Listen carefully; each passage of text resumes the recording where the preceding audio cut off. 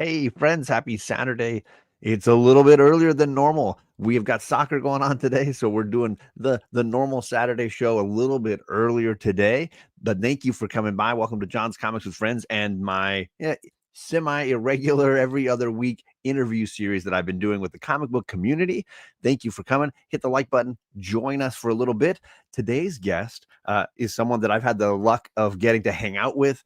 We've we've stood in the rain trying to ship boxes. We've gone through comic book stores all through the Portland area together.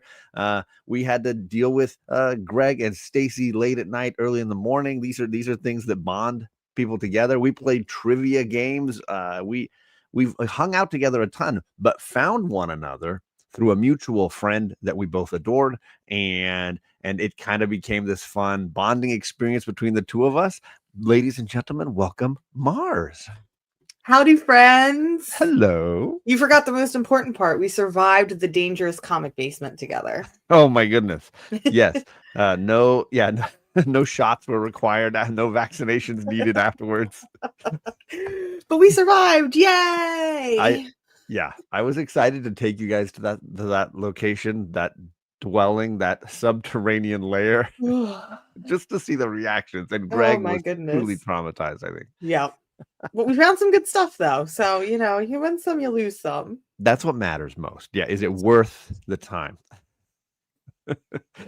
Welcome in, Mars. It's been a little while. I'm glad to see you. It's been a little while. Thank you so much for having me. I saw you doing this little series and I was like a little jealous. I was like, why haven't I been reached out to? Why haven't I been invited? I was like, what's going on? And then you messaged me and was like, when can you do it? I'm like, now, tomorrow. Like as soon as possible. So thanks for having me, pal. No, my pleasure. I've had a very short list I've been working through of people that I wanted to do this interview series with and chat a little bit about life and comics and get to know the person behind the collection a little bit. So I appreciate you taking the time. Always. Anything for you, John. Oh, well, you're too. But let's see who's in our chat this morning. We got Ruben Guzman, the White Tiger. What's going on, Ruben? And we got my friend Ryan, the Magic Lasso, one of my wrenches in the chat. What's going on, Ryan? He says, happy Batman Day. And we noticed that although it's starting to fade now, the bat symbol is good. It's kind of gone there. My Gotham City mug apparently is one that is also at Mars' house. It's in my collection. It's so funny. We got Wellbore in the chat. What's going on, Wellbore? We got Cliff on Comics, who my Cliff on Comics shirt arrived just recently. I should have been wearing it. I wasn't sure if Cliff would be awake because he's got a live stream in about 30 minutes here. But I got my Cliff swag now. We got Phil's Treehouse. He says, welcome to Costco. You're going to get comics. You got to get the chicken bake. Ooh, it's true. Where are the comics? Where's the beef? Let's forget about hate and remember to read. Facts. Love that. Fair. That's great. We got our friend from the north. We got Sleepy Reader Damien. How you doing, Damien? Who also survived the comics basement with us. He did. Yes, he was there. He was there in the underground with us. Dan's Comics Corner. What's going on, Dan? Good to see you. And Comic Cap Collectibles. What's up, Triple C? Good to see you. So thanks everybody for coming. If you're not familiar with this series, there's a little playlist I've got going down below. The idea is I wanted to get to know members of the community a little better and hopefully introduce them to all of you so that you would have the same experience I do. I've been lucky enough to actually meet this guest in person, so that's been fantastic. And of course, got to know a little bit about her collecting, a little bit about her journey. And so now it's a chance for us to all get to hear this story. So my first question is kind of like a time travel question. I kind of want to know what was little Mars like, or what was Mars like that moment when she found comics and came into this collecting journey? What was your life like? What were your interests? What was young Mars going through? Oh my God, little Mars was a terror. That's a terrible question to ask. So I'm actually awful because I didn't get into comics until I was about 15, 16 years old. Nice. So I always joke that I'm like a DC comic character where I have multiple origin stories. It's either, do you want pre-crisis Mars or post-crisis Mars? So I didn't really get into comic books till I was 15, but I didn't really start collecting until I was about 20-ish or Nice. so. But I mean, little comic Mars, or little Mars was always like a nerd. I came out of the womb like a nerd. So my grandmother was really influential in shaping that nerddom.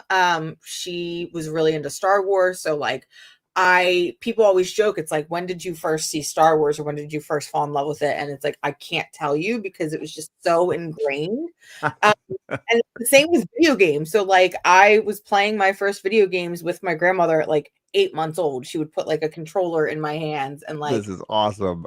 pretend to play, and then eventually she just plugged the controller in, and by like one or What two what was actually what do you playing. think the earliest systems were that you were doing? Oh, it was definitely the Nintendo, and like Bubble Bobble was my favorite game. That was like our thing, and like Super Mario Brothers 3. So Oh, awesome. Great I was game. always a nerd with like gaming and Star Wars, and like I Sure. grew up obviously on Batman animated series and X-Men. Like I was the kid that was running home from the school bus to catch the episodes.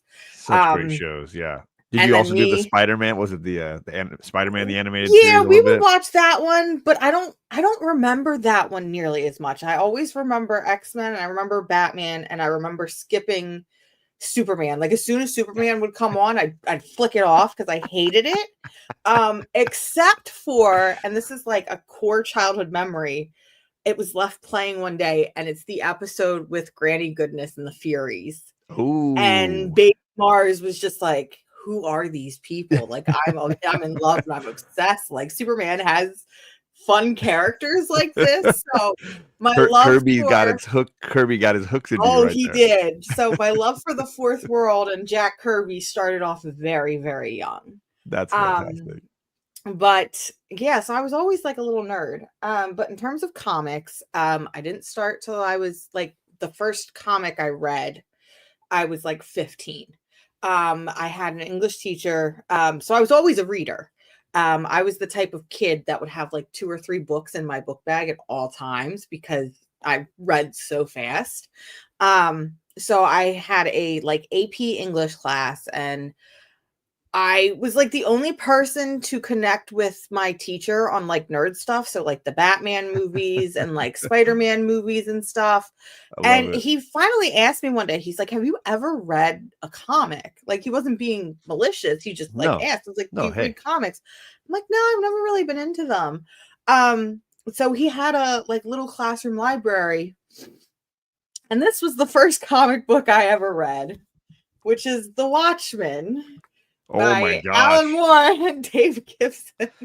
I knew this story, but like to hear the details behind the fact that this was your first comic book, This is my first comic book. that's a So tough start.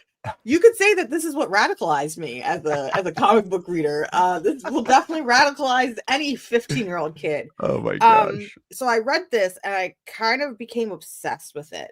I was like, I didn't realize that comics could be, you grow up thinking comics are just Spider-Man and Batman and the Yeah, X-Men and like people punching each other. And like, yeah, there's punching in Watchmen, but it's so much deeper than that. right. And I just kind of became obsessed with the idea that storytelling could be to another level it is than just say words on a page. Sure. You kind of get multiple levels of storytelling between the art, the words, and then how they come together as a whole. And How quickly did it take you to finish it that first time? Do you know how long? Because it's a dense read. I was I curious. High think it school. only took me a couple days. Wow. I'm pretty sure it only took me about a week, and I remember going in and giving it back. And then he gave me the movie on top of it and was like, all right, now watch the movie, which I'm gonna be honest with you, in retrospective, I was, I was 15. He probably yeah. should have been like, hey, do your Mind if you parents see a let you giant blue dong? are they cool with that? He wasn't the greatest teacher, moving on, but he impacted me. So, and fun fact about this, I actually have this signed by Dave Gibbons. I got this signed by him a That's couple cool. like years ago at Baltimore, and I explained to him, that this was my first comic, and his comment to me was, well, no wonder American children are so fucked Yeah. up. The teachers are making you read this, and I was like, oops. But you know me, you know, I can never follow the rules. So, like I said, Wow. this is pre-crisis Mars, so that's like, you know, So pre-crisis. have you continued like a love for Alan Moore out of this? Has there been any through line, or have you grown out of Alan Moore's era? Have you as like a, because that happens So sometimes. Your entry point is one that you're like later, you retrospect, you're like, I really haven't read anything else. okay, The only, yeah, I know I'm awful. I need to read that doesn't make you awful. I need to read Alan Moore's Swamp Thing. That's something that's been on my list, but it's very intimidating. It is. I did read, or I started to read when I was younger. It was like one of the first books I bought was Alan Moore's V for Vendetta. That's a great one. And I recommend it. Yeah. Well, I only got halfway through it because I picked it up because I watched the movie and I was obsessed with the movie. It's wonderful. And yeah. I'm going to say this. I think that is one of the few things where I think the movie is better than the book. It definitely streamlines the narrative, and the Don't music is crucify so me. great. The effects are so wonderful. And Now, again, I read this when I was like 17, 18, 19. Right. So maybe I need to, as an adult, need to go back and try it. But again, it's a very slow read too. It's very dense, Yeah. much like Watchmen is, you know. Yeah. So we got maybe some friends in the chat. Let me. We got the bearded comic bro. What's going on, my other favorite. And we got Old Wolf. We got Tony in the chat. What's going on, Tony? And some people very happy that that Kirby found you. Oh, me too. What a first comic book. And Phil says Alan Moore's Swamp Thing, first book that ever scared him. Ooh, I like that. Okay. We got my friend in Florida, Paul. What's going on, Paul? That makes me definitely want to bump it up the TBR, especially with spooky season. Yeah. So in terms of Mars buying her first comics, yes. I went to, you know, this was the young days. We didn't really have comic shops near me. Okay. So Amazon was my friend, unfortunately. And this was the early days of Amazon. We're talking like 2010 Amazon. So Baby Comic Mars, I guess, just Googled Batman. And this is the first book that popped up. And if you know me, Hush is my favorite character of all time. That being said, this is an awful book to start with.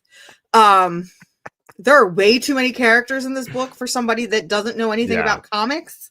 It's definitely based on Bat lore. I mean, even now, I think it's rough around the edges, but this is not a great baby's first Batman book. There are so many characters, and I didn't know what was happening, and I don't have a copy of it anymore for some reason. But at least it's gorgeous, right? But I also everything read is beautiful. But I also read Civil War as the other one. So I mean, they're great, but they're predicated on a lot of backstory knowledge.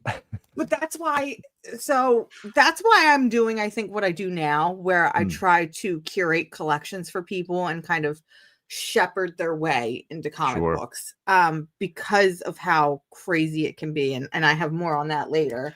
Well, then if you're if somebody comes to you saying, I've never read any Batman, but I want to get into Batman, what is the book then? What is the one that you're like, do this one? You're putting me on the spot. I say year one. That's what I always recommend to people. I know Frank Miller is sometimes in and out of pop culture, but David Mazzucchelli's artwork, the lack of super villains, it's really just Bruce's story and Gordon's story. And so it's a very easy entry point to that universe for me. That's what I think. On the spot, because I'm not a fan of year one. I gotta look at the shelf. I gotta cheat. It is Batman Day. As much as I don't love it now, I do think it's a great jumping on point. I would say The Long Halloween. Ooh, good one. Yeah. Because you do get introduced to a lot of characters, but you're not expected to know about the characters. It's kind of like a first, let's run through the gallery of villains, and then you can kind of connect with one. And the villains are mostly like organized crime, so they're characters that you can just kind of like, oh, that's a gangster trope kind of character. Whereas with a book like Hush, there's so many moving pieces that you're expected to know already these characters' motivations, their intentions. I would say that's Long Halloween, and then you can kind of go right into Dark Victory. Which introduces for Robin. Me, that's Batman year. That's what Batman year 2 should have been, is The Long Halloween. It feels like year 2 for me. Greg wants to know if you're reading Hush 2. I read the first issue of that arc and there was no Hush, so I stopped reading it. I read that said, first issue and I thought, wow, Jim Lee's artwork has fallen off, and well, I don't know that that I want to too. stick around for this. That too. But if a Cliff is book is agreeing with. called Oh, sorry. if a book The is book called is called Hush. Hush 2, it needs to be double the amount of Hush that was in Hush 1 because Hush is Right. barely in Batman Hush. He is. This is true. So Yeah, very rough around the edges, but great artwork. And Phil Streethouse says there's an artist edition of Year One. I've been hearing about this, but I already have the like Ooh. absolute edition of it, and I don't know that I need a bigger one. Ooh. Okay, so the final stop on the post-crisis Mars origin story. I love it. Sorry, I keep interrupting you. No, you're fine. Like I said, most of your guests have like one and dones. I'm the weirdo. No, it's not at all. It's a journey. Multiple origin stories. So this is the first book that got me to walk into a comic shop. This is the book I think that kind of really started it all. Started my journey. It's what made me read more, eventually accumulate a pull list and become that comic girl. And that is the single issue of Catwoman 46. Ooh, great cover. So when I was in college, the 1 year of college that I did, my roommate for Christmas bought me this because she knew that I was like getting into comics and like knew that I had comics and things like that. So this is the first single issue that I ever owned. Wow. And she told me that she got it from a comic shop in Philadelphia on South Street. Shout out to Atomic City Comics. I love my boys there. And I decided one day on one of my days off that I was going to take the train in and, you know, explore because I've never been in a comic book shop. There I met my really good friend Keo, who worked at the comic shop at the time and basically was like, oh, you want to get into comics? Let me walk you through. And he literally would just pick stuff off the shelves for me to read. That being said, Keo was part of my villain origin story of becoming that comic girl with, you know, wanting to shepherd people into helping, because the first books Keo picked up for me were Red Hood and the Outlaws, the New 52, and Batman and Robin, New 52, and Avengers versus X-Men. Oof. Which he really put you in like a deep hole there. Yeah, which and Atomic City Comics has a really nice like sit down area. So I'm a poor college kid. Nice. I don't have any money. They were really great where they would just let me come in and read. And I'd spend hours just sitting there acting like it was my own personal comic library. However, sitting down and reading those 3 books that I just mentioned, many questions happened. When did Batman get more than one Robin? Who is Jason Todd? Why is Professor Xavier a jerk? And why are people trying to kill him? That's a lifelong question. So but those are the books that like shaped me, you know, and like if it wasn't walking into that comic shop and experiencing it for the first time, and I think if Keo hadn't been there when he was to kind of walk through and be like, look, here's some books for you to read, I don't think I would have fallen in love with books the way that I did. And he was integral when I talk about like my comic guru. He was integral to me becoming who I am today. So when college eventually ended in the summer or the spring, and I was going to have to go back home to Delaware, which is lame. We don't have cool comic shops like they do in Philly. I took a trip into the city one last time to see my friend and say goodbye and stuff.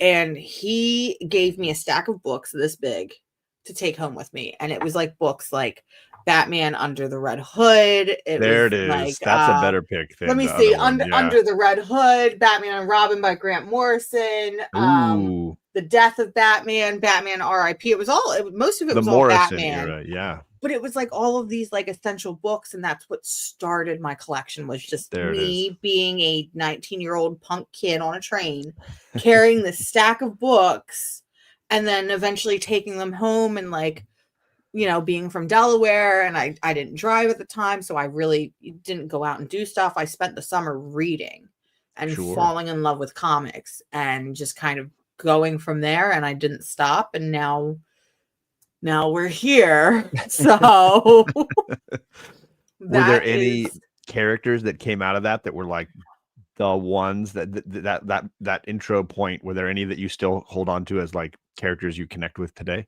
So not from the books that were given to me. However, I can thank Hawk Girl for being like the one that gets me, is like really pushing me into comics. Because at the time, a video game, Injustice Gods Among Us, was coming out. It's a DC fighting game.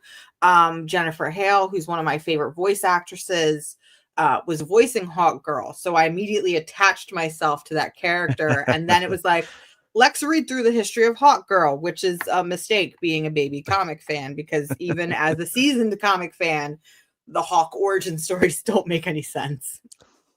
But that's the character that, to me, that and Catwoman probably are the characters that like really I clung to. Like Catwoman was the first ongoing series that I was collecting during the New 52. And I still have my like really beaten to shit that, because they were not bagged and boarded, so like their spine ticks, their crease, and I'm like, I look at them and I'm like, I should replace these with better copies, but I'm like, they're baby comic Mars's first comics. So that's what it is. Those exact issues are the ones, right? But that's the comic Mars origin story and all the facets of it. I love it. Thank you. We got Rob Worst in the chat. What's going on, Rob? Thank you for coming by. Cliff says, fun fact, I helped AJ Lieberman give Jeff Loeb the Hush ending and resent it all the time. So you're the one that I have to be mad about with the Riddler, because that's my op. Let's see. So the next question is about home family life. I had the privilege to hang out with Niall a whole bunch while we were up in Portland. Such an awesome gentleman. What is the family pet situation like for you? Are there any fur babies in your life? Any things going on at your house? And then are there any parent figures in comics that are ones that you think are good examples, hopefully? So I have 2 fur babies. I'm surprised one of them's down here, but I'm surprised the other one hasn't made an appearance on my chair. We have Sonic, who is our lovable black cat. We call him our big Black Panther because he's just a big husky black cat. So he is the Black Panther of the house. And then we have Freya, who is the newest addition to our house. She's been with us for like 3 years. And she is a literal Velcro baby. If you have seen my Instagram, you've probably seen dozens of pictures of her on top of comics, because she is the type where if you try to read, she will insert herself in between you and the book that you're trying to read. It's phenomenal. It's like having a toddler, but she's going to be that way for the rest of her life. How old was she when you got her? She was 1. Okay, so she's been normalized into that environment. Yeah, she has been normalized. She's a phenomenal cat. She actually forced her way home with us. We went to a shelter to just look at cats, and we met her, and it was, nope, you're gonna take me home. And most cats, when they come home from like a new place, we were warned and we expected, don't be surprised if she runs into a closet or goes under the bed and doesn't come out for a few days. We brought her home, we sequestered her in our bedroom away from our other cat. We opened her cat carrier. I sat on the bed and she immediately jumped up and just crawled up in my lap. And I'm like, okay, well, this is weird, but this is working. This is working, so she is our Velcro baby, but I wouldn't change it for the world. And I'm hoping, so Trish Forstner, who did Stray Dogs and Feral, is going to be at Baltimore this year, and I've been dying to get commissions of the cats. Sure. So I'm thinking I might pull the trigger this year. Bring some photos and get little pet portraits of the babies, because I just think that would be really fun. Yeah, get a Feral sketch cover done, right? I think it would be so much fun. I just there's got to be some cheap blanks of that out floating around. Yeah, there's got to be something. In terms of home life, like you said, Niall is my partner. We are currently engaged, but if you know me, I've been calling him my husband since the day that even I think before we got engaged, we were calling each other husband and wife. He's known on the internet now as That Comic Husband. He has gladly taken that role. He's amazing. He's just like a big nerd like I am, like, but in different ways. So his bread and butter is video games, but he loves comics. And it's kind of cute to see the characters that he connects with compared to the characters that I connect with. So he likes a lot of like more of like the teenage teams. So like Teen Titans, the Young Avengers, Squirrel Girl is like his absolute favorite. So you know that's a keeper. And actually, fun story. So green flags, all green flags. Green flags. If you want a real green flag, here we go. So we met on a dating profile or a dating app, as most of the kids do these days. But I, in my dating profile, would always like prompt like a question. It's like an icebreaker, because the one thing I hate is when guys just pop in your inbox and be like, "Hey, what do you want? What do you want me to do with that? What am I supposed to do?" Yeah, just hey, yeah. Hey, okay, hey. So at the time, the question I had was, "Tell me about your favorite X-Men." And okay, so now we're getting good. It was really great for me because I was able to like weed out people, because like if somebody would come into my inbox and say Cyclops, immediate red flag. Red flag. Like, we're not even going to talk to you. So Niall pops into my inbox, and not only does he tell me his favorite character, but he proceeds to tell me like why in like a full paragraph. And the character alone was enough to green flag him. So Mr. Niall, Mr. Comic Husband, pops into my inbox and says, "My favorite character is Nightcrawler." Immediate green flag. Yep. I said, okay, green flags. Great. Love that. Here's my number. I'm getting ready to delete this comic profile. If you want to talk, like, keep talking. And the rest is history. I'm going to mail you panties now. Yes. So the X-Men is responsible for my marriage, which is kind of funny to think about. That is exactly the story I wanted to hear. It's kind of my responsible for marriage. So the comic I bought is probably the comic that best represents him. I actually stole this from his collection. It's a recent buy for both of us and something that he's been wanting for a while. This is the Brian Lee O'Malley variant. Oh, I've never seen that one. Young Avengers. I'm trying to get it without the glare. So again, Young Avengers is like one of his go-to books. But Scott Pilgrim is like one of his all-time favorites. So the fact that we could have the two crossovers which going issue on is right that? now. I believe this is issue 1. Wow. So I'm going to have to look for that. We picked this up at a local show, and he was a little hesitant because, I mean, I had a $20 price point, and he's not crazy like I am, where I'd be like, "Oh, okay, that's it, $20. Let me go get that." He doesn't have the dumb bitch money. He doesn't have the dumb bitch money with comics. With video games. With video games, absolutely, dumb bitch money is present. But I was like, if you don't get it, I'm gonna get it. So this is one of the books he just picked up. We're excited to display it. And then we've been doing a lot of buddy reading together. So right now he's reading Nightwing by Tom Taylor, which I'm really excited to talk about with him. I don't know if you saw it, but I had Charlie do her first live stream reviewing the omnibus with JP. And that was when I was like, right now. That was when I was like, all right, I need to reread this. And then he saw it and he's like, I kind of want to read it. And I was like, oh, you're going to read it. And the second omnibus for that the final of the two comes out this Christmas, I think. Yes. So we buddy read that. We just buddy read. We were buddy reading Die together. Because he's coming back. Yes, that's why. But he's also a big like D&D person. So I was like, you got to read Die. So we're kind of in our buddy read right now, which is really awesome because you know me, I love screaming about the books I love with people. So I feel like he's been taking the brunt of it lately, where he's like, all right, let me read this book so you can scream at it with me. And I know what you're talking about. But he's like, text Greg for once. Come on. But he's a good sport. Like, he'll let me go on my comic tangents and be like, I don't really know what you're talking about, but I'm proud of you, or no, I hate that. I disagree with that too.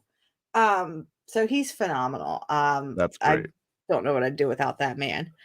What Um, do you think it is about, just to go back to the beginning, like what do you yeah, think it is about Nightcrawler that makes him such a phenomenal green he's flag kind of he's just character? he's cool. Like the blue like alien looking boy The that look is has really fantastic. Yeah. yeah, so Nightcrawler to me has always screamed one of those characters that is very queer coded. Mm. It seems to be one of those characters that a lot of queer people tend to gravitate towards for whatever reason. Um, he's just a very wholesome character. So like when somebody tells me Nightcrawler is their favorite X-Men, I'm like, okay, you must be a good person because I've never seen a bad person say Nightcrawler is their favorite. I Well, mean, and he's isn't he just a character too that like can't hide who he is? Like exactly. he's unable to hide who, and he certainly has storylines where he's got Tony Stark's little image device or whatever to Yeah, change his appearance, but he chooses regularly, mostly not to. He can't. yeah. There's no artifice, right? He is who he is, and he's open about it. And if people don't like it, he's not going to change for that. Yeah, he can't hide who he is. His mom's Mystique, first of all, like hi. A lot of Exact baggage, perfect. a lot of baggage. Perfect. His mom's Mystique. He's got swashbuckling swords. Like he's just a really cool. He's always, I mean, when I grew up watching X-Men, it was always a character I thought was cool. So finding somebody else that was like and that's the other thing too, is like a lot of people would throw out Wolverine Mhm. or like, because it's like that's the most prominent X-Men member. And Sure. don't get me wrong, I love Wolverine. That's my man. But like, I'm not trying to say Nightcrawler is a deep cut, but it It's means that but it's not the typical answer. it's not the typical answer. So it means that you know what you're talking about and you're a bit of a Mhm. nerd. So I'm kind of into that. Yeah, I'd always be wary of anybody that wasn't picking a female X character because there's so many great ones Yeah. like Destiny, Mystique we mentioned, but we're both Emma Frost fans. I think Yeah. Yeah. so like for me like that's the top strata. But then I did a video I think 3-4 months ago on like my favorite male X characters because there's Yeah. just I think a lot of times it's easy to overlook them, but because the women are so rich, The women the are characters so are so good. fascinating. Yeah.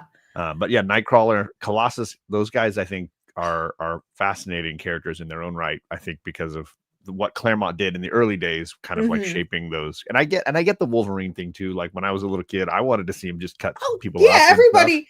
And now Why Laura wouldn't you Kinney, love I want the to see man Laura with Kinney and Honey Badger do it too. yeah, why wouldn't you love the man with claws that like just rages constantly and like angry and gets away with it? Like any kid thinks that Wolverine is just the coolest thing. But Yeah, for sure. yeah, so that's my advice to anybody in the dating scene is if you want to weed out the people, just ask them what their favorite X-Men character is. And or It's I a mean, I good guess barometer. Yeah, it could also work, I guess, with your favorite Bat family member. I could weed that out as well. right.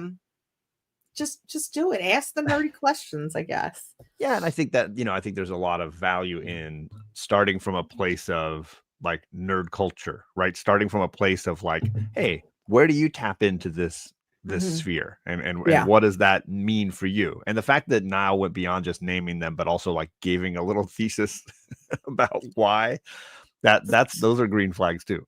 So another funny story about Niall. And again, reason why I knew he was a green flag. So the first time I ever went to his place, and the first thing I do when I meet somebody is if you have a comic collection, I'm immediately gonna run to your comic collection and judge it. Um, So he had like a little shelf of graphic novels that he had collected. And I noticed this one on the shelf. And for me, that's a green flag because Black Canary is one of Ooh, my favorite characters of all time. And I was like, oh, I was like, you have this. I was like, what do you think of it? And he like sheepishly looked at me and he's like, well, I guess I gotta tell the truth now. And I was like, what do you mean? And he's like, I found your YouTube channel and I was watching your comic recommendations. So I bought this because you Ah, recommended it and I haven't read it yet. oh, I was like, you're like, I'm an green flag, influencer. I'm an green influencer. flag, green flag. Like he found my channel. I guess I had talked about it in passing and I guess he went and watched some of my videos. I love it. Um, so that again, that's how you know is like that comic husband was supporting me pre-husband. So All right. yeah, that That's fantastic. he's perfect. All right, we need you to read the tea leaves for Cliff here. He says, if Tim Drake is my favorite Bat family member, what does that say about him? Pass. Oh, I would say you're All right, so that's compassionate. I would say that that you're hardworking. I would I say that you're agree. underappreciated. I agree, but I'm also a notorious Tim Drake hater. Tim Drake is my least favorite Bat family member, and I don't like him at all. So I totally agree with everything John says. But I'm a Tim Drake hater. But I don't I feel think like, there's I yeah, don't think there's a bad Bat family member. Like I feel like the only no, red flag would be if you said Batman. or Because I'd be Joker. like, what? That's not a Bat family member. That's a villain. But if you say Joker, then yes, run the other way, find help, call the police. But I feel like Yeah, Robins are very much based on where you came into the Bat universe. Like if you came in and Tim Drake was Robin at that time and the first yeah, experience were, then I think that hooked you in.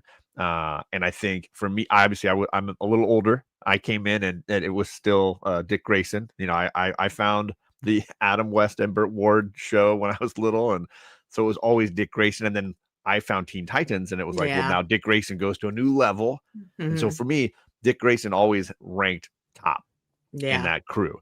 And then, you know, I never hooked into Jason Todd until he became Red Hood. Like I had seen him and I had I think that's watched how him everybody die. was. Yeah, he died and it was like, and then I never found Tim Drake as a character until I started as an adult reading things like Identity Crisis and whatever. And I was like, Yeah. okay, now I know a little bit about him, but I never read extensively his stories. However, I've gone, like you said, and read the Morrison stuff with Damien. So now I like, and Super Sons is freaking phenomenal. I love Damian Super will Sons. always be Damian will always be my favorite Robin. To me, that Mm. is the epitome of what a Robin is He's a and little should murder be. baby. He's a murder baby. It's not even just that, but there's something about the mantle of like this is Batman's like son. Like I don't know, there's Yeah, something about that that I've always loved.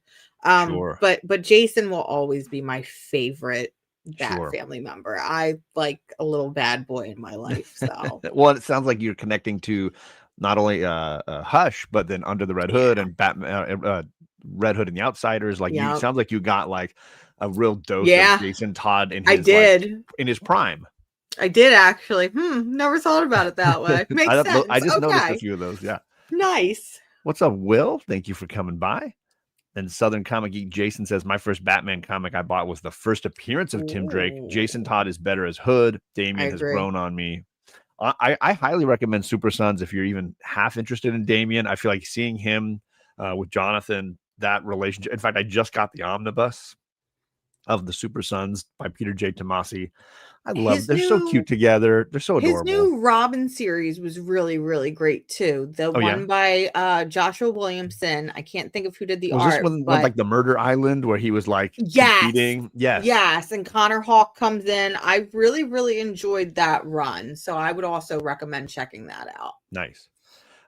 Phil's Treehouse has a really long-winded question. He says 5 Bat family members must go. Who are they? I would say just give one. I don't know if we have time for us both to give 5. I One mean, Bat family member has to go. Tim Drake's gotta go. I'm so sorry. I mean, Oh, we could say Alfred because Alfred's technically gone and has been gone. But I would probably say Tim Drake. Or this is gonna be controversial, Barbara Gordon. ooh, The ouch. only reason I say that is because it's like I feel like I never talk about the Bat girls, and Right. out of the core 4 being Kate Kane, Cassandra Yeah. Kane, Yeah. Barbara Gordon, and Stephanie Brown. See, I would go Barbara's Steph. I'm always gonna go spoiler. I'm gonna go spoiler. Stephanie's the one I would Steph is pick. one of my favorites.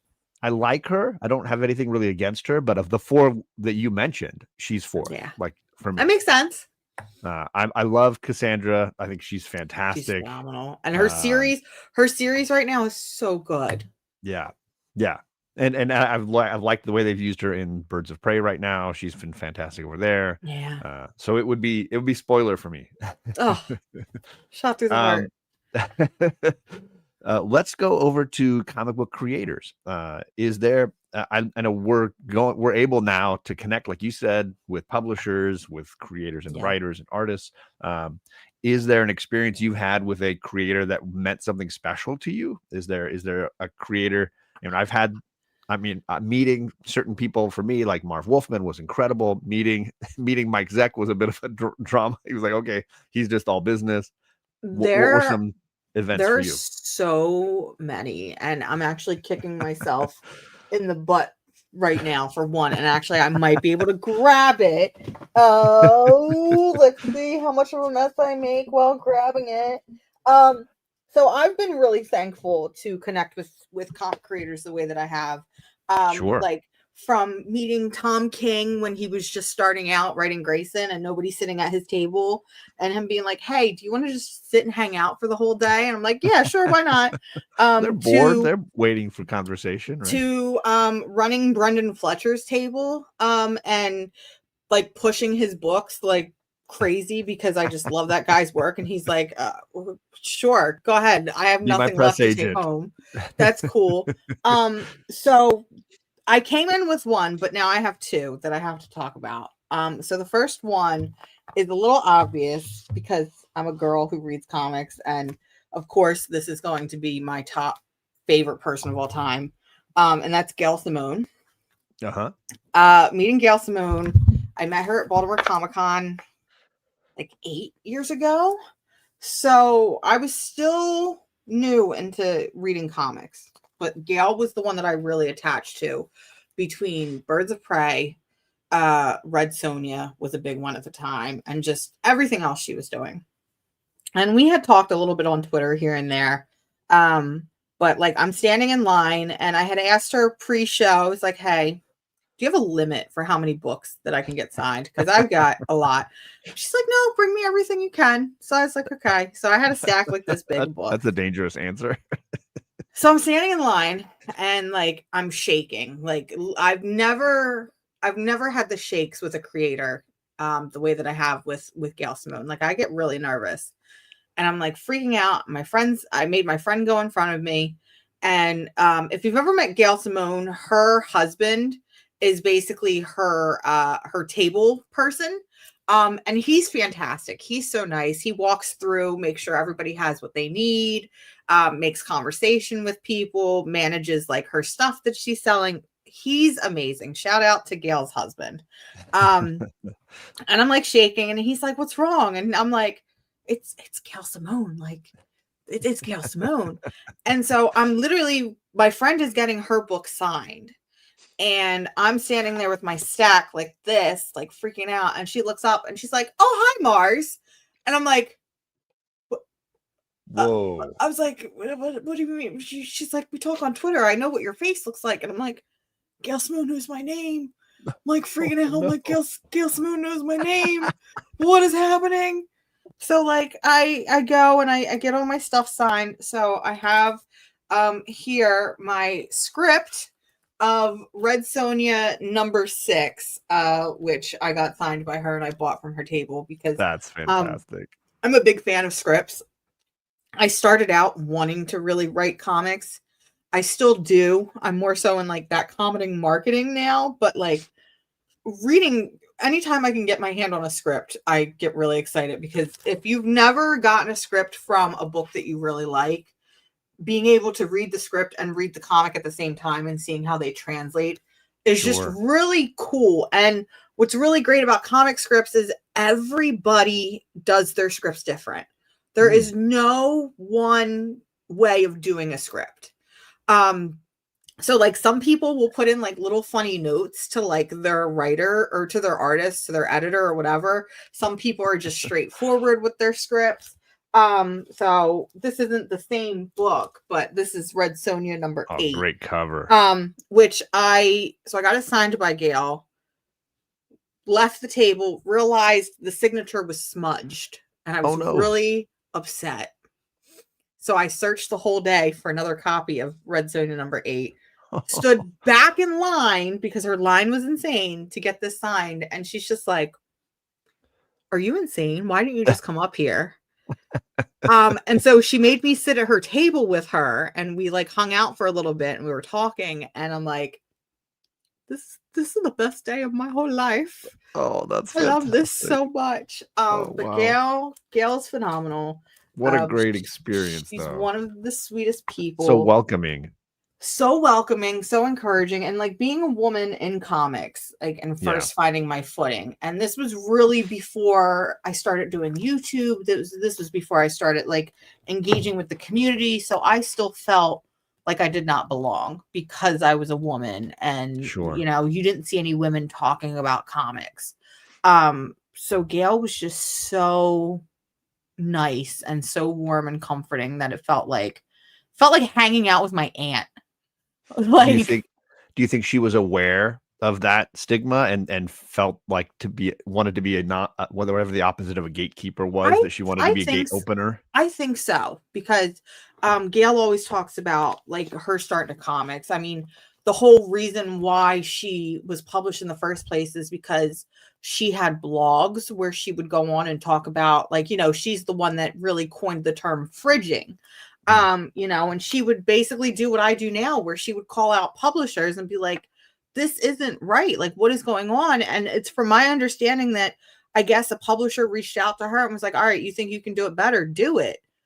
And she did. And now she's one of the most influential comic book writers of all time. And She's writing all the big books these days. she writes all the big books, and she changes lives, and she changes characters. And she's great. That's fantastic.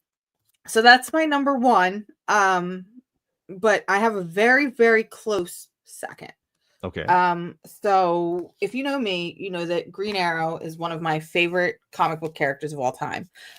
Specifically the run. Now, granted, this is the Kevin Smith start, but that's where the Green Arrow run starts. But the Judd Winnick through Phil Hester stuff and Andy Parks is just like, that is my go-to character. That's my go-to run. I try to read through the entire series almost every year. Oh, wow. So how many issues would that be? Well, so it depends, because most of the time it's just reading through the Green Arrow series, which I think stopped at issue 79. Okay. But then you have the continuing series afterward, which is the Green Arrow Black Canary series, which takes place right after. So sometimes it includes both. Most times it includes both. So we're looking at about over 100 issues every year. Oh, wow. Okay. So Phil Hester was at Baltimore Comic-Con, because, you know, that's the only con I tend to go to. And, you know, again, I always try to ask people that I know I have a lot of stuff signed, how much can I bring you to get signed? Phil was great. Phil said, whatever you want. So Phil Hester was also doing cheap sketches, and where it was like $20 and he would do a sketch of a character. And he even said, he's like, they're just going to be like quick sketches. I didn't care. I asked them, I was like, hey, I was like, can I, you know, we had a big long conversation about how much these characters meant to me. I was like, I know you say only one, but can I pay you double to do Connor Hawke and Mia Dearden, who are two of my favorite comic characters of all time? And he's like, yeah. So he takes my book. Like, I'm just expecting to do it on a piece of paper, but this was one of the things I had signed. And he's like, give me that back. And I'm like, all right, weirdo. So I give it back. And he's like, well, how long are you going to be here? And I'm like, we're here the whole weekend.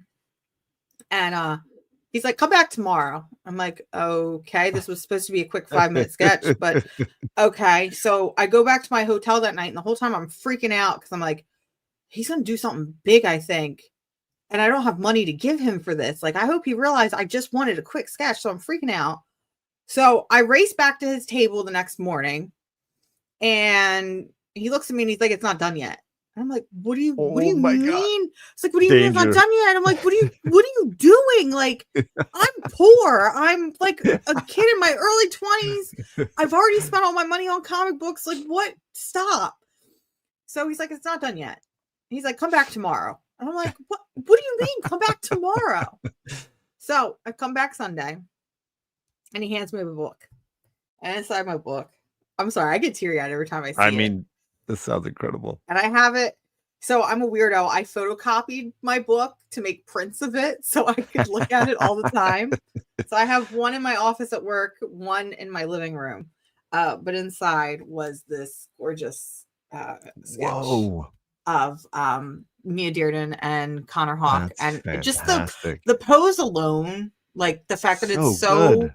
so intimate, so friendly, like, Wow. and at the time these were characters that hadn't been seen from DC in like 10 years. Like both of these characters have just returned to continuity within the past 2 years.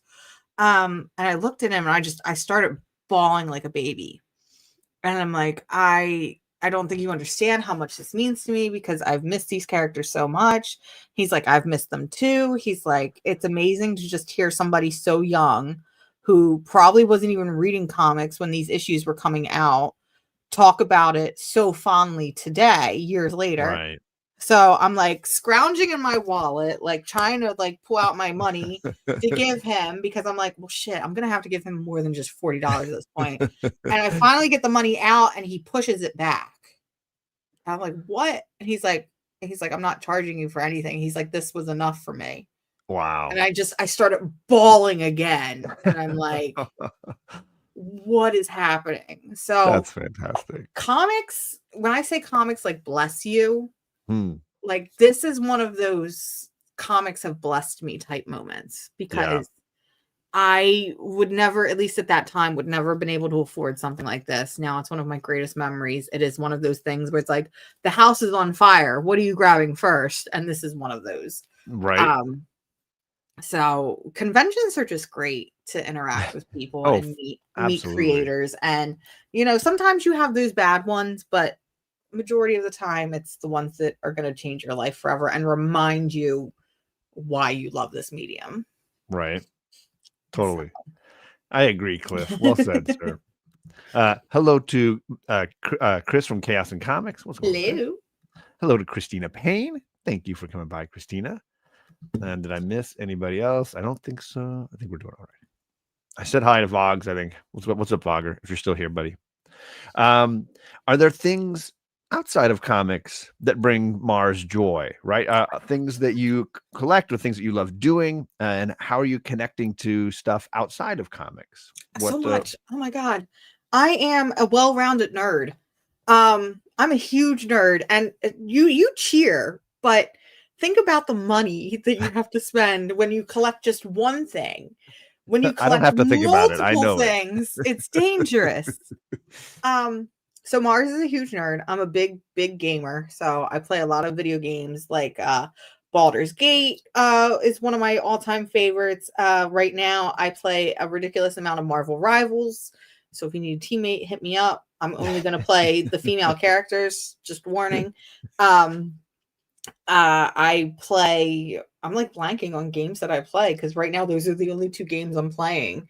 I know a lot of people in that Marvel Rivals these days. I'm only playing those 2 games. I'm happy that I have avoided it to now. It's great. We're gonna have to drag you in, John. So I play a lot of video games. What a lot of people don't know about me is one of my other favorite video games of all time is Mass Effect. It's a sci-fi RPG. It's amazing. I've met a bunch of the voice actors. Like that's my other thing where it's like, that's awesome. My go-to. But the one thing a lot of people don't realize about me is I am a huge Magic the Gathering fan. Oh. I play a ridiculous amount of Magic the Gathering. Do you do the actual cards or just the game, like the app? Are you doing both? No, I don't do the app. I used to do the app, but I don't have money to spend on both physical and digital cards, John. I mean, I get it. I've got a group of friends trying to get me to play the digital version. They're all doing like now it's their YouTube channels have become the digital game, and I'm like, I don't have time or money for that right now. Yeah, no. So we play physical cards. Commander is really the only format that I play. We have a group that we get together once a month, and it's like a whole day ordeal where, you know, we get there at 1 PM. We don't stop playing until 1 PM. I spend way too much money on paper. Okay. Whether it's cardboard paper or comic book paper, I spend way too much money. And so I have a book here, if I can find it. Oh, where'd it go? So for a while, I was collecting the Magic the Gathering comic books, Oh, which are actually really cool. So these were published by Boom. These are actually written by Jed McKay, who did Moon Knight. I think he's doing Avengers still, maybe. yeah, he's doing a ton of books at He's Marvel doing right tons now. of book. But these are actually really great for both people that play Magic and don't play Magic. Because the cool thing about Magic is there's these characters called Planeswalkers, which are like they're just like the important type characters. Okay. And they're all different. So like this one obviously is my favorite. She's a Gorgon-esque character. The She's whole giving reason me Medusa vibes. Exactly. The whole reason I started playing Magic, if we're being honest. But there's characters that can control nature. There's characters that like are literal pantheons of the dead. And so it's got a little bit of something for everyone, but it's cool to see the way that like Boom has kind of created a story for these characters. Nice. Because there's also books and all types of things. So Magic is like my other paper crack. And again, collecting one thing is too much money, but collecting two things, it's terrible. I hate It's it. hard. Yeah. I hate it. Well, and then we all end up with like 3, 4, 5 periphery collections going on, right? Yeah, and the problem is now I'm starting to get into smutty romance books. Welcome. Which I'm thankful that Kindle and Kindle Unlimited exists, Yes, because yes. I can pay a subscription fee and get as many books as I want. However, I'm a collector. So I'm like, I want to collect all these. Yeah. And these books are starting to learn from comics, where they do special editions and special covers and variant covers. And I'm like, it's bad enough when the variant covers that I buy are $5 a piece. Now they're $15, $20 a piece with the books. And not only that, but do you know what it's like to stare at 2 stacks of books, one being smutty romance books and the other being your comic books, and being like, I only have so much time in a day to read? It sucks. That struggle is real. I would not listen. It's a great problem to have, but at the same time, I would not wish this problem on anyone, because you stare at all your hobbies and you're like, which one do I want to do? Well, and then your spouse comes in and says, "Oh, a new episode of this show dropped. We got to start watching that." And you're like, "Damn it. I don't have there's no room." Yeah, that has also happened. Our watch list for movies and shows is ridiculous because listen, books and stuff come before that. Okay. I for gotta sure. carve out the time. I'm way behind on my Marvel shows and my Star Wars shows and all these things, because I'm reading books, comics and otherwise, for sure. So much. So yeah, I'm a multifaceted nerd. I love it, because I think at our core most of us are as well, and have various collections going. My wife's got her vinyl record collection going. I've obviously got the DVDs and Blu-rays and all that stuff going. So that the danger is, like, if you get like that collector, like you're saying, that collector mentality about all of these things, it's done. You're done. Some days I'm like, what would it be like if I was just a normal person? What if I didn't have any hobbies or collections? What would my life be like, and how much more money would I have? Well, there's that. Yeah. I worry about those people, though, that don't have that outlet to like unwind, whatever it is. I mean, it can be anything, right? Maybe you're a nature buff and you want to be out hiking and you have that as your respite or whatever. But you need something. It can't just be work and family. Like, I feel like you need a third portion here, and collecting is a great one, I think. But you gotta watch. I think so too. You got to keep the beast under control. What's up, Derek? Thanks for coming by, buddy. And yes, thank you, Christina. This is the link to that comic girl, so you can find Mars here on YouTube. But I got her Instagram down below as well if you guys need it. Let's talk about travel a little bit out in the world. What is there a place that you visited that had a big impact on you? Is there anything from your time traveling that you'd like to share, or an experience you'd like to share? I feel like you already know the answer. I feel like the internet already knows the answer. Really, I'm gonna be real. I don't travel that often. I've been to like, we would make our yearly trips to Connecticut to visit family. I've been to Florida once or twice. I've been to Texas once. But nowhere has really grabbed me the way that Portland, Oregon has. And there's multiple reasons for that. As most people know, my bestie and love of my life lived out there, and was constantly talking about Portland is the comic capital of the world. Like, you have to come to Yeah. Portland. It is life changing. And I'd always be like, I mean, it's another city. It's great. Like, we've got Philadelphia. Like, it's how much better can it be? You instantly doubt that, right? You're like, is it But though? Come on. How could as it be? soon as you go to Portland, it is like stepping into a whole nother culture, basically. Like, people out there are so nice and so welcoming. I don't know if it's a West Coast thing, John. Maybe you can fill me in on that. No, California is hit or miss on that. People were so nice and so welcoming. The inclusivity out there, like everywhere I turned, it was like there was queer people, and like it was just phenomenal, and everybody's like in that same like mindset of the government is bad and my tummy hurts. And it was so nice and welcoming. And the comic shops, the fact that Oh my I am goodness. in one city and there's like 9 comic shops that I can go to within the span of a day, is ridiculous. And Yeah. like, I feel like that was only enhanced when we all got together in April and had what we call our little comics family vacation. So like, just being out there with all of you guys, being Yeah. out there with our friend Brian from Marvel by the Month, and like hanging with them, doing all the fun things like a comic shop crawl.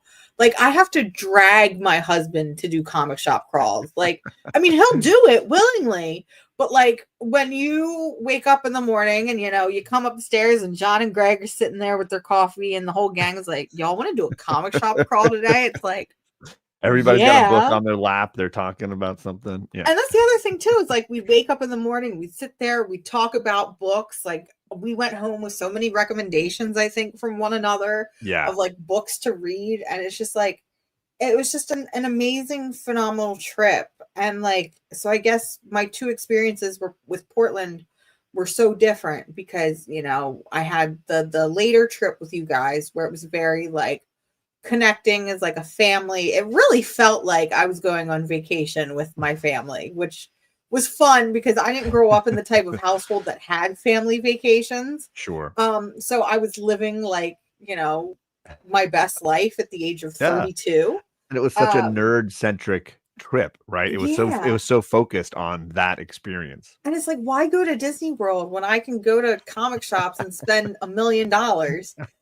And, we'd be dragging books off the shelf. Oh, have you read this? Oh, have you read this? Oh, here's the book we were talking about this morning. Yep. Okay, well, let me Yep. buy it. So that was just fun. But like my first trip out there, seeing Jennifer, Yeah. getting to connect with her and like being able to walk into Books with Pictures with her, which is like this legendary comic messiah that she Oh yeah. talked about every week on our show. And like, already from the way that she talked about it and like the pictures she would take, I'm like, some people want to see the Grand Canyon before they die. Some people want to see the Eiffel Tower. Some people want to see the Tower of So London. good. I wanted to see Books with Pictures, and getting to see Books with Pictures did not disappoint. Katie, who runs Books with Pictures, has created such a welcoming environment. It's the comic shop that I wish I had growing up, Yeah. because it's so warm, welcoming, and inviting. And I feel like if Yeah. everybody had that as their first comic shop, everybody would be in love with comics for the rest of their life the way that we are. And it's like it feels like a community space with It people of all does. ages, genders, whatever. Like, it feels very welcoming. And they've got the little patios around the side, and they've got, sometimes Yes. she said they've got the waffle cart out there. Like, there's a They guy makes have waffles and they stuff. have food trucks out there. Steve It's Lieber cool. does portfolio reviews, I think either Oh, that's once a cool. month or once a week. They have all sorts of events. I know Yeah, they're very community oriented, it feels like. after Rose City Comic Con, they announced that there's a new mural going up on the side of the wall with books with pictures. So it's like a triptych mural. So like the left-hand side is I guess a bunch of Marvel characters that they all agreed upon. The right side is DC characters that they all agreed upon, and then in the center is Image Comics characters. Oh, nice. So you have characters from Saga and Wicked and Divine. Nice. And I told Na, I was like, well, guess we gotta go back to Portland so we could see the mural. Oh, well. Just pull my arm there. But Portland is a wonderful place, and the community that's out there. I mean, so many of our comics community lives in that area. It's crazy. So getting to see so many people at once that, you know, you've spent years curating relationships with online, and talking to, but then finally having everybody come together is like a whole other experience. So I have 3 books to represent Portland. And so I have about a stack that I have to ship to you. So, so I could have. So this was the hardest question because I knew I was going to pick Portland as my place, and I was joking with Niall last night. I'm like, so do I just grab the whole box of books that we had to ship home, and say, here's my stack that represents Portland? But I think I have something better. So when I met Jennifer for the first time, you know, we had our long hellos, and, you know, going into her apartment and seeing the mammoth comic collection that woman had, just books on books on books. Like, you think this is bad? She had maybe I don't know how she fit all that stuff in an apartment. Like, she had 8 more of these. There were books on the floor. You couldn't walk around with tripping over a stack of books, which is a great problem to have. But she gave me 3 books from her personal collection that all meant something to each other and that she wanted me to have. And I hate that. I hate when you hit that part, and I'm like, I remember looking at her and being like, I can't take these. And especially the last one you'll see, I was like, I can't take these. Mm-hmm. And she looked me dead in the face and was like, well, you're going to get them one way or another. So either you can have them now or you can have them later. So who can argue with that? So the first book I have here is Spawn number 9, which is the first appearance of Angela. And this was a character that meant a lot to us. One of our first books that we read together was Angela of Asgard and Angela, Queen of Hell. It was one of those characters, along with Batwoman, that we both loved so much that brought us together. So that's the first appearance of Angela. The next one is X-Men number 244, which is the first appearance of Jubilee, who's the mall rat. One of my favorite comic characters, one of my favorite X-Men. And me and Jennifer were part of the Jubilee fan club. So she's like, you have to take this one home. And this is one of those books where it's like, I think I always wanted it, but I don't think I would have actually picked it up for myself. Okay. So this was really nice to have. And now it's like, do you like her as the vampire version that she was for a stretch? That I feel like that's controversial. Oh my God, it's so weird. The fact that she's a vampire running around with a baby on her back. It's such an odd story. I remember having to explain that to Niall for the first time and him being like, what? X-Men backstories, man. They're all wacky. It's great. It's fun. It's really fun in those issues of X-23. Yeah. Where she's like meeting Laura for the first time, and like Laura thinks she's just like this cute, bubbly person, and then she notices the fangs, and she's like, "Are you what I think you are?" So good. So I love my girl Jubilee. I'm a Jubilee apologist. There you go. The last book is a book that I've always wanted in my collection. One that I had in my hands, put back because I thought it was too weird, because you open the page to some stuff happening and I'm like, oh, that's too weird for me. And now it's normal. But the last book I have is Saga number 1, which is another book that Jennifer and I bonded over a lot. And again, just a book that I never thought I would have, because it's one of those that exploded in price. Yeah. Really and did. we've established I'm poor. I don't have that type of money to be spending on books. Yeah, that's more than dumb bitch money. That's like This is more than dumb bitch money, but it's a series that is so important to me on so many levels. sure. That I knew I always wanted to own it. And this is really the book that I was like, no, I can't take this. And she's Sure. like, you have to. Like, there's nobody else that deserves it than you. And I know that. And I'm like, fine. Like, it was a lot of arguing, and it's really hard. It's really hard to argue with somebody who's sick and not let Yeah. them win.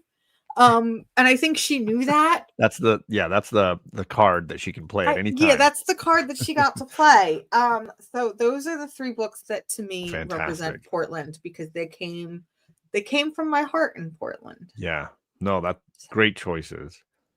What's up, Lady Prime? How you doing? Happy Saturday. Great picks. Great picks. Outside of books, are you a fan of other media, like outside of comics, novels, movies, TV, music? Are there some faves that you have that you want to share? Like, so I mean, obviously, I'm a big movie buff person, so like that's a whole other facet here. What are some of the other facets for you? So I do love movies. Like we established, video games is huge for me. Music, I like. We've been doing a lot of concerts lately. So like we saw 9 Inch Nails recently, which was a life-changing experience. But I do like movies, and like I said, romance novels has been really something I've been getting into, because they're just, I can turn my brain off and sit on the couch and giggle about stuff, which is great. Yeah. But I do have a couple favorite movies. So I'm actually lucky, because my favorite movie of all time has a comic book that I can show off. And that is Mad Max Fury Road. Great cover. This is my favorite movie of all time. It's such a good movie. I saw it 11 times in the theaters. Oh my God. So to be fair, so when this came out, I had no idea what it was. It's like, I don't know what Mad Max is. I've never seen a Mad Max movie. But there was something about the trailer that I was like, let me go see it. And I remember just, it's the way that the music, the way that it's edited, the fact that it doesn't feel like anything else that had ever been out before. Right. I immediately got obsessed. So I was like, all right, let me go backwards and kind of reassess myself with the Mad Max universe. So I remember I bought the first 3 movies from Walmart on DVD, and each one came with a free movie ticket to see Fury Road. That's so freaking cool. Took myself 3 extra times to see Fury Road, and then I paid an additional like 5 times to go and see it. Bueller, come on. Thunderdome. Thunderdome's great. I like Thunderdome. It's fine, but it's not the best. I don't know that anybody's going to say that. This is the best. Like the characters. I haven't seen the Furiosa film they did last year or two. Was that any good? I haven't seen it. All right. You're going to put me so black. Uh-oh. Furiosa is terrible, and Greg Miller forgets his own canon. So if you've read the Mad Max comics, there are things that he says in the Mad Max comics that he completely disregards in the movie, which make me really sad. I'm also a huge fan of practical effects. Like Mad Max is my favorite, to the point where I've watched all of the behind the scenes stuff. Oh, it's so wild. I love hearing how they shot things. The fact that most of the stuff, it was like one and done, because that's all you can get out of it. You couldn't build another truck to do it again. You can't do it again. One of my favorite fun facts is towards the end, the big finale, there are these characters that are riding on poles back and forth. So Greg Miller really wanted to do that. And George Miller. Yes. George Miller really wanted to do that. And they had tested it a couple times, and he had determined that it was too dangerous. He was like, we're not going to do it. And he was really bummed about it, because George Miller had a vision for this whole movie. Yeah. And that was one of his visions, but he also was not going to put people's lives at stake. So his crew liked him so much that they stayed out through the night practicing. And when he came back the next morning, they were like, we have it down pat. We're doing this. Oh, crap. And so the pole riders were such a surprise to him And so that's one of my favorite fun facts about that movie, along with the fact that the reason why the movie, I think, is as well as it is because it's edited by his wife, who doesn't really do movies, doesn't really do action. So Sure. having a woman's touch and making it seem different than all other action movies, I think is really what made that movie as great as it is. That's a great point for sure. So yeah, I could be on a soapbox for hours about Mad Max Fury Road, how it changed my life. And Curious, how did you enjoy the first three when you went and watched the quadrilogy or whatever? Did you enjoy the originals? So I think that the first one is awful. It's not Mad Max. No. There's Not no until the last like apocalypse. 10 minutes or whatever. Yeah, there's until no he kills that apocalypse. guy until he kills that guy with the chaining him to the car. Like, this isn't fun. The second one is interesting. I do like the second one, but Thunderdome, if we got to look at the trilogy, I mean, yeah, the fact that we had Tina Turner of all people in it. I love Thunderdome. Bueller's with you. Okay. I love the second one a lot. I feel like that's when it becomes Mad Max. Road Warrior feels like they got something there, but of course, limited by the budget and the special effects and stunts of the time. I feel like Fury Road is like, okay, now we can do it the way we want to. And of course, all the production issues they had, shooting here, shooting there, and gaps in time really enabled the movie to be what it is. Yeah. And the fact that it took them 20 years to make that sequel, my gosh. That's love and dedication. And that proves that, like, if you have an idea, it doesn't matter how long it takes for you to sit and cook on it. Yeah. Work on that idea, keep with the idea, and eventually it'll come to where it needs to be. So totally. Yeah. Love it. Okay. Last question. I try to do this question because I want to talk a little bit about, how hard it is to achieve things in life and would not just focus on the Instagram end result kind of stuff. Are there things you're proudest of in your life, achievements that you've had and struggles that you went through to accomplish some of those things? Maybe this is a comic book grail that you had to work to earn, or maybe it's just something in your life that took work and effort and you're proud of. So it's probably just all of this, like creating this space, creating this community. Like I said, I started comic books when I was like in my early 20s, and I remember struggling because there wasn't a community yet. Like, nobody was really talking about comics. It was kind of just like this quiet medium that people quietly collected, but they didn't talk about, they didn't share it. And I'm like, no, I'm going to share everything. And I remember being in my early 20s with like a dingy camera, trying to make YouTube videos and like filming them and hating them. And then the pandemic happened, and it's like, you know what? Let's just do it. We have all the time in the world. Let's just do it and get it out there. And by doing it, and also like posting on Instagram regularly, it brought people like you into my life, people like Greg, people like Jennifer. And it spiraled from there into a weekly podcast show where I talk about comic books. And I don't think people realize that Casually Comics was never planned. We never, Jennifer and I never sat down and said, hey, let's create a podcast together. We can do this. It started out with, I posted a picture while I was at work rereading Batwoman Elegy. I get a message from Jennifer saying, as you would normally do if you post anything Batwoman. As I normally do. I got a message from Jennifer being like, I think I'm going to reread Batwoman. You want to talk about it and do like a just a live show? Like, we'll just talk about it one night. I'm like, yeah, I got a lot of thoughts and feelings about Batwoman. Let's do it.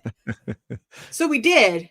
And, we had such a great show out for like just two girls that were like, we're just going to sit and talk about this lesbian superhero that we love so much, and then we're going to talk shit about Dan Didio, who ruined the character, and get angry for a little bit and then come back to loving the character. And we got such a great response from it. And then I don't even know what happened. It's like, you want to sit down? We got a lot of books that we read this week, and we'll talk about them.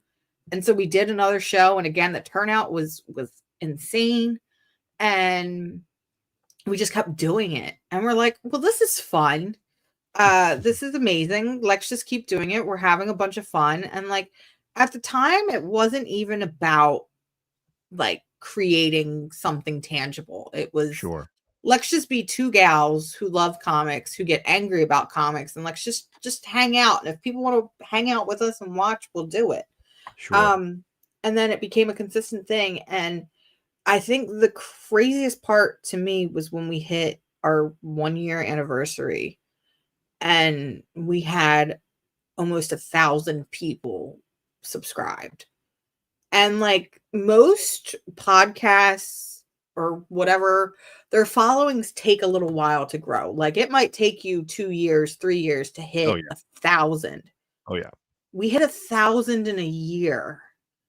And we would be messaged constantly being like, thank you for doing this. Like, you have such a unfiltered opinion on this medium, and people typically don't do that. And, you know, thank you for talking about these books I've never heard of that I'm now reading and I love. And it was just like, what are we doing that's right? Like, we're not doing anything differently. At least we didn't think so. I think like to your point earlier, I think, you know, for me, at least from the outside, there's not enough spaces where it feels like women are talking about comics, not just women, but like plural, women, right? And yeah. I think that is sadly, tragically, something of a novelty.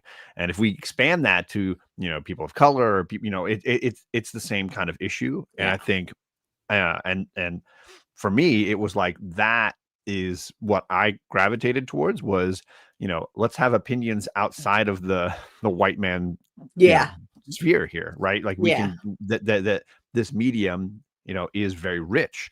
And I like hearing, like Lady Prime is saying, all these other people's opinions, other people's takes on things, because it's easy to be inside of your own little microcosm and feel like, well, everybody's got the same opinion as me, right? Everybody hated this book, right? Everybody liked this book. Yeah. And then you can hear a perspective on it that makes you not necessarily change your mind, but at least add more facets to what your opinion might be. I agree 100%. And, you know, so Jen and I were rolling steady. You know, we were putting out merch. We were starting to have like brands reach out to us being like, we want to collaborate with you. And like, we want to do this and that. And I'm like, I remember sitting down and having a conversation with her and being like, Jennifer, we can change the world when it comes to comics. Like I say the world, it's a small world, but I was like, we can change the way that comics are perceived, and we're actively doing it. And bring attention to books that nobody's talking about, or creators and writers or publishers. Yeah. You guys did that for me all the time. I'd be like, oh, I gotta go get that book now. Like, that sounds incredible. And it was just kind of like that, we're in the right space at the right moment sort of thing. And then we were at the top of the world and everything shattered. So I had a death in the family that took me out completely. And then within the week of that happening, we got Jennifer's diagnosis. And, you know, we fought as best as we could, but obviously health and your well-being and your time comes first. And so now we are almost a year later where we are living in a world without Jennifer, which for me in particular has been extremely hard, because who am I going to scream about with comics in a way that understands? Like I'm very weird when it comes to my love for things, and I scream about things, and Jennifer was that one person that matched my energy, which I love. So now I've been calling it a very weird transition period where I'm learning to live this comics life still in her memory, but doing so on my own, because at the end of the day, she would want me to be living life. And still doing the thing that we loved, which is getting as many comics into the hands of as many readers as possible. So I think both of them are my biggest accomplishments, because, you know, we did this thing where in such a short amount of time, we touched so many people. But now I'm going to be doing the same thing in a different way, but still carrying on a legacy, because listen, that girl had a hell of a legacy to carry on. Absolutely. So yeah, that's kind of where it is like, just, I've had a lot of weird times in my life where it's like, where do I want to be? What type of impact do I want to leave on the world? You know, I'm a college dropout. You know, so I've always kind of been like, what is my place in this world? And at the end of the day, I joke about it, but the one thing that I am good at is comic books and talking about comics and knowing the history of comics and what's being published and being able to explain things on a way that people can't and getting people excited for things. Like, Because I this was going to is say you're a great communicator. Like that's one of the easiest and well, clearest thank you, takeaways I've because I had from don't every find interaction that. with you. No, it's true. It's true, and it's easy not to see it from the inside, I bet. Yeah. But yeah, I know. Think that translated to YouTube and podcasting, but even in person, you're an incredibly good communicator, and I think that's a rarity. And again, especially for a show like yours, where you're talking about, we're not scripting this, we're not writing these No. epics, paragraphs of descriptions. Instead, it's just from you intrinsically, this is just how I communicate. And if there's one thing about me, it's I can't fake liking a book. If I don't like a book, I'm going to tell you I don't like a book, but I'm also going to tell you reasons A, B, and C why I don't like a book, rather than just being like, book was bad. Yeah. Like, yeah. I've always tried to be constructive. You would give us a treatise on those kinds of things. I think, I've been reached out by several indie, self-publisher people to like, hey, would you read our book and give it a review? And I'm always that way. I'm like, look, if I don't like it, I'm not gonna promote it. I'm not gonna. So I almost never accept those deals, because it's like I don't want to be bound to my opinion to somebody's product. I'd rather just buy the product myself and then be able to speak freely on those things. Yeah. So comics I feel like is like, it's literally exactly where I'm supposed to be. So you were talking about grails, and I didn't have to work for this grail. I got very lucky about this grail. So that's why I'm kind of showing it off, because I think it's a testament that comics is where I'm supposed to be. Like, I don't think this book would have fallen into my lap the way it did if comics wasn't supposed to be an integral part of my life. Sure. So Black Canary is my favorite character of all time. Dinah Lance, that's my ride or die. That's my girl. So I was at a small convention at my local middle school's gymnasium, and it was literally just like, it felt like a yard sale. And there was this gentleman that had books, and homeboy really didn't know what he had, now that I'm thinking about it. Like, and most of his books were like $1 to $5, but then if it was like anything past a certain age, it was like, oh, it's $10. So in the box. What's up, Sheena?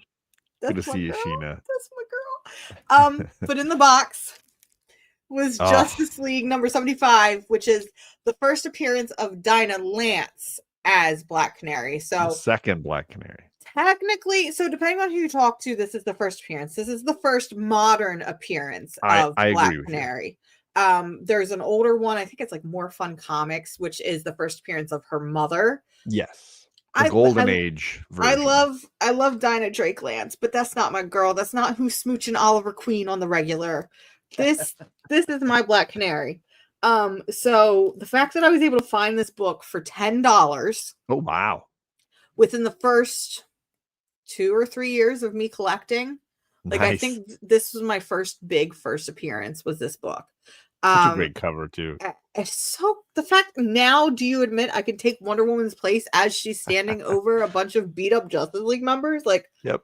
Hello. Yep. And I'm the type of person where I don't care how crappy the book is. Like, this probably isn't any more than like a 4. Yeah, I just got a low grade copy of that book too. I own it. It's cool. It's amazing. It's a part of history. It's a part of me. But the fact that I found this within the first like 2 or 3 years of my comic journey feels like it feels like fate. Like, it feels like this is this is where I'm supposed to be, is in this world of comics. And joke's on y'all, I'm never leaving. I think it's funny because not. So I think it's funny. So a lot of people don't realize when you do this, you send out a thing that's like, here's all the questions, like pick which ones you want to answer, kind of get involved. She's talking about me when I send these questions out. Yeah. And one of the questions you ask is like gaps in your collecting. And I'm like, I'm psycho. There's no gaps. I'm like, you always hear about these like older folks, like older collectors that are like, yeah, I sold my collection, but I'm getting back into I comics restarted. now. Yeah. For I've whatever reason. restarted. Never in the doubt of my mind will I ever think of selling my collection. I don't care if I have to be begging on the streets for food. With short boxes all around you. I could never part with my collection because every book that I have means something to me and is special to me. And Sure. like, I also know like you took some time between Jen's passing and reading books too. There was a gap in there where you're like, I wasn't reading and I didn't feel like reading. And I've had those gaps too, where it's like, for whatever reason, I have kids, get into some other hobby, like the last year has been a lot of smut reading for me, a lot of fantasy books. I'm on Dungeon Crawler Carl, thanks to Greg these days. And so the new books, you take a break, and it doesn't mean I still don't collect them or maybe have them in, but I'm not up on them like I was maybe a year ago when I was like, 4 or 5 books a week at least, That being said, even though I wasn't reading, I was always stalking. Listen, I will always, if there's one thing, you had a list. You were like, I need to read all of these. If there's one thing about me, I am always the first person to read DC solicitations, Marvel solicitations. I am always the first in the know of like what new series are being announced, who's writing what. So even though I wasn't actively reading, it was still like, when I get back, it's so over for y'all because look at all of this stuff. And it's funny because during my hiatus, that's when all of these books were coming out of the woodworks of like things I've been begging for years. So like, well, because Dan Didio left.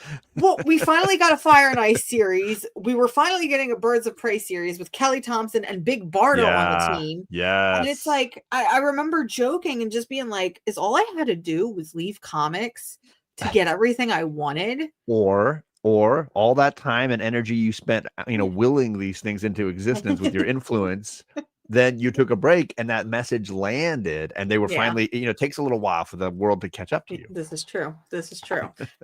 So yeah, listen, I will always be a part of comics. Comics will always be a part of me. And this is where I'm supposed to be. And I'm very happy with that fact. I'm glad to hear that. I think we all are. Thank you for doing this, Mars, and spending an hour and a half and getting up a little early on a Saturday for this. I appreciate you doing that. Of course, always. And of course, all of her links are in the description for this video, and they were in the chat. Thanks to Christina Payne for dropping that link earlier. My derelict YouTube channel. Listen, it's all about TikTok these days now. TikTok and Instagram. Yeah. But you can, I love TikTok because I can just repost them as shorts here on YouTube and be like, and spam that away. It keeps the algorithm happy. Keeps the algorithm happy because we got to feed the algorithm. We do. Sadly, it's a beast. Gang, thank you to Mars. I don't have the next one scheduled yet for these interviews, but just keep a watch. I try to do them on Saturdays when I can. D&D is happening on my channel though tomorrow night, so be ready for that. And then on Wednesday, I think I'm over on Sector 2815 to do Guess That Key. So it should be a fun hangout playing a game over on his channel. But that's, I think, most of my live streams for the next week. So definitely stay tuned for that. I appreciate everybody coming and hanging out, and we'll catch you later. Bye.